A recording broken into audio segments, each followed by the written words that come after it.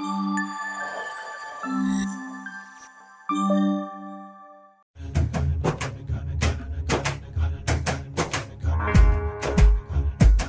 శ్రీమాత్రే నమః. ఓం గణపతే నమః. ఏకదంతాయ విద్మహే వక్రతుండాయ ధీమహి తన్నో దంతి ప్రచోదయాత్. ఓం శ్రీమాత్రే నమః. కుంభరాశి వారికి స్వాగతం. ధనిష్ట 3-4 పాదాలు, శతభిష నక్షత్రం, పూర్వభద్ర, ప్రథమ, ద్వితీయ, తృతీయ. ఈ వారం ఏ విధంగా ఉండబోతోంది వార ఫలాలు కార్యక్రమంలో మనం పరిశీలిద్దాం. మరి ముఖ్యంగా చూసినట్లయితే కుంభరాశి వారికి రాష్ట్రాధిపతి శని భగవానుడు వక్రగతిన చంద్రునితో కూడి ఉండడం, ద్వితీయంలో చూస్తే రాహు కనిపిస్తున్నారు. ఆ తర్వాత చతుర్థంలో గురువు గారు చూస్తే వక్రగతిన ఉన్నారు. తర్వాత షష్టమంలో చూస్తే కుజుడు, ఆ తర్వాత సప్తమ అష్టమంలో కేతువు, నవమంలో రవి, దశమంలో బుధుడు, ఏకాదశంలో శుక్రుడు.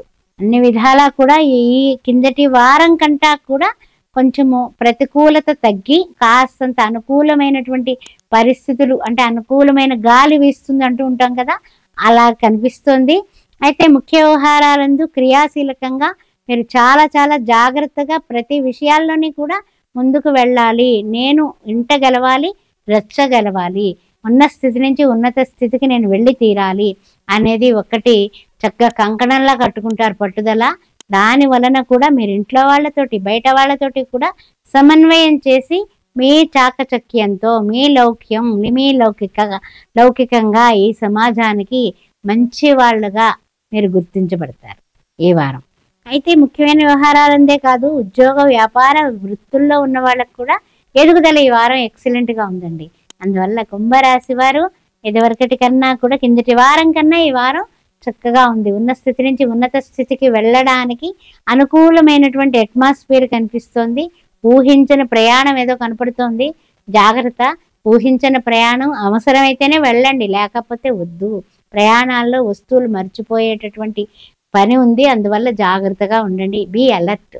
తర్వాత ముఖ్యంగా ఏంటంటే కోర్టు వ్యవహారాలు, తర్వాత ఏమన్నా ఇచ్చిపుచ్చుకునే కార్యక్రమాలు, రియల్ ఎస్టేట్ రంగంలో ఉన్నవాళ్ళు, వృత్తుల్లో ఉన్నవాళ్ళు కాస్త మీ దగ్గరకి వచ్చిన వాళ్ళతో తియ్యగా, ప్రియంగా, హితంగా మాట్లాడటం అనేది చెప్పదగిన విషయం. ఎందువలన అంటే కనుక నోటి వాక్కుతోటే ప్రపంచాన్ని జయించవచ్చు. ఆ విషయం మీకు తెలుసు. కానీ ఆ వాక్కుని పదునుగా వాడకండి, మెత్తగా శుతిమెత్తగా మాట్లాడుతూ ఉండండి. రాహు ద్వితీయంలో ఉండడం వల్ల కాస్త స్పీడ్ ఉంటుంది. అందువల్ల దానికి కొంచెం బ్రేక్లు మీరే వేసుకుంటే రిమోట్ కంట్రోల్ మీ చేతిలో ఉంది. ఆ విషయం గుర్తుపెట్టుకోండి. తర్వాత ముఖ్యమైనటువంటి విషయం ఏంటంటే ఆధ్యాత్మిక చింతన.